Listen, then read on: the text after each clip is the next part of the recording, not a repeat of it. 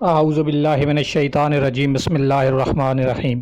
دیکھتی آنکھوں اور سنتے کانوں کو میرا سلام، میں ہوں نعیم نواز اور آپ دیکھ رہے ہیں NNC چینل۔ ہم آپ کو NNC چینل پہ خوش آمدید کہتے ہیں اور آپ سے گزارش کرتے ہیں کہ ہمارے چینل کو سبسکرائب کیجئے، ساتھ میں لگی ہوئی بیل آئیکن کے اوپر کلک کیجئے اور پھر آل کے اوپر کلک کیجئے۔ اس کا فائدہ یہ ہوگا کہ ہماری ہر نئی آنے والی ویڈیو سب سے پہلے آپ تک پہنچ جائے گی۔ بھارت کا ایک اور منصوبہ جو رات کی تاریکی میں بنایا گیا تھا اور جس میں مودی اور امت شاہ شامل تھے منصوبے کو اپروول دینے میں، وہ بھی ناکام ہو گیا اور بھارت کے 47 فوجی ہلاک ہونے کا اس وقت تک تصدیق ہو گئی ہے کہ 47 فوجی ہلاک ہو چکے ہیں۔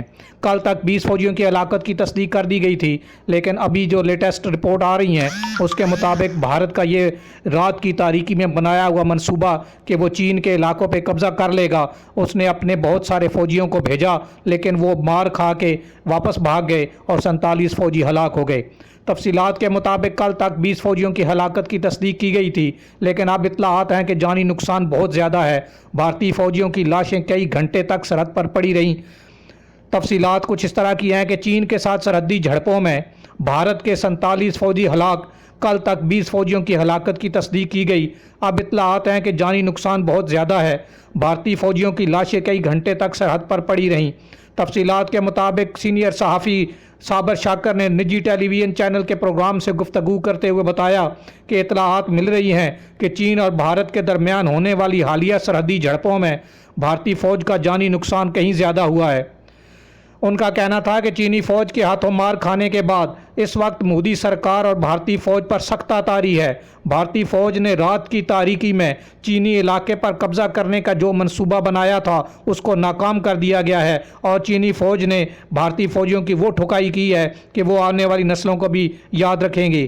بھارتی کرنل نے درجنوں بھارتی فوجیوں کے ہمراہ چین کی زیر کنٹرول ایک چوٹی پر قبضہ کرنے کی کوشش کی جسے چینی فوج نے ناکام بنا دیا۔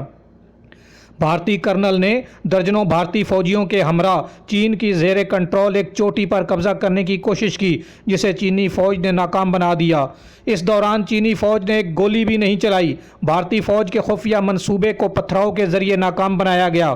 ان کا کہنا تھا کہ اطلاعات یہی ہیں کہ اس جھڑپ کے دوران 20 نہیں بلکہ 47 بھارتی فوجی ہلاک ہوئے ہیں۔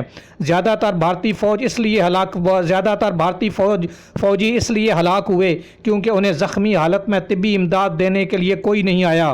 زخمی بھارتی فوجی کئی گھنٹے تک سرحدی علاقے میں بے یار و مددگار پڑے رہے، لیکن ان کی اپنی فوج نے ان کی مدد کی کوشش نہیں کی، جس کے نتیجے میں وہ وہاں پڑے پڑے ہلاک ہو گئے۔ ان کا مزید کہنا تھا کہ بھارتی فوج کی اس خفیہ کارروائی سے بھارتی وزیر اعظم نریندر مودی اور وزیر داخلہ امت شاہ آگاہ تھے۔ انہوں نے بھارتی فوج کی اس کارروائی کی منظوری دی تھی، لیکن اس کے باوجود بھی وہ مار کھا کے آ گئے۔ انڈیا ہمیشہ ہی رات کی تاریکی میں منصوبے بناتا ہے کہ وہ پاکستان پہ قبضہ کر لے گا یا چین کے علاقوں پہ قبضہ کر لے گا، لیکن جب اس کو منہ کی کھانی پڑتی ہے تو پھر پوری دنیا میں واویلا کرتا ہے کہ چین نے ہمیں مار دیا، پاکستان نے ہمیں مار دیا۔ اس لیے مودی اور امت شاہ جو بھی انڈیا میں بیٹھے ہوئے ہیں، جو اپروول دیتے ہیں، یا انڈین فوج ہے، یہ صرف اور صرف فلموں میں اس طرح کے کارنامے سر انجام دے سکتے ہیں، جبکہ حقیقت میں وہ ایسا کرنے کے قابل ہی نہیں ہے۔ یہ وہ فوج ہے جو ہر طرف سے مار کھا رہی ہے، نیپال جیسے ملک سے مار کھا رہی ہے۔ چائنا تو سپر پاور ہے، چائنا کے سامنے تو ان کی کوئی مجال ہی نہیں ہے۔ جب پاکستان پہ بھی حملہ کرنے کا سوچتے ہیں تو آگے سے منہ کی کھانی پڑتی ہے۔ اس لیے مودی صاحب، آپ سے گزارش ہے کہ اس طرح کے منصوبے بنانے جو کہ ناکام ہو جاتے ہیں ختم کر دیں۔ سب سے بہترین اور آسان حل یہی ہے کہ بیٹھ کے مذاکرات کریں اور اپنے تمام مسائل حل کریں۔ چین کو جلد سے جلد آزاد کریں، کیونکہ چین نہ کبھی کشمیر کو جلد سے جلد آزاد کریں، کیونکہ کشمیر نہ کبھی آپ کا تھا نہ ہی کبھی آپ کا ہوگا۔ اس لیے کشمیریوں کو بھی آزادی دیں اور تمام مسلمانوں کو جن کے اوپر آپ ظلم کر رہے ہیں آپ کے ملک کے اندر، ان کو بھی آزادی دیں تاکہ یہ پورا خطہ ایک امن کا گہوارہ بن سکے۔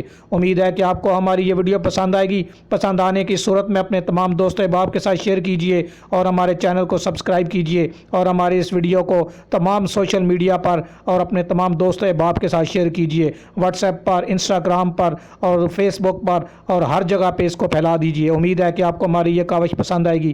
پسند آنے کی صورت میں آپ ہمارے چینل کو سبسکرائب کیجئے۔ آپ کے قیمتی وقت کا بہت بہت شکریہ۔ السلام علیکم ورحمۃ اللہ وبرکاتہ۔